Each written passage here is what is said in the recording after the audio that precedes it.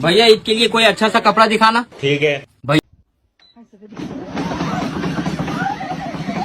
जी तो अस्सलाम वालेकुम दोस्तों, कैसे हैं आप सब लोग। उम्मीद करता हूँ खैर खैरियत से होंगे, ठीक ठाक होंगे। अगर आप ऐसी ही रैंडम स्टूपिड वीडियो देखना चाहते हैं तो हमारे चैनल को सब्सक्राइब और वीडियो को लाइक ज़रूर कीजिएगा।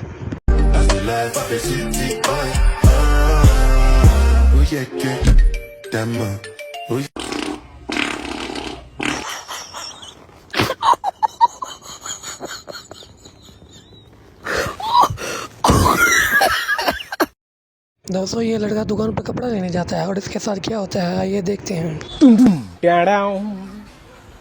भैया ईद के लिए कोई अच्छा सा कपड़ा दिखाना। ठीक है भैया ऐसा कपड़ा दिखाना कि पूरा मोहल्ला वाला हम ही को देखे और हमारे पीछे पीछे चले। अच्छा अरे छोटो 2 मीटर इसको कफन काट के दे देना।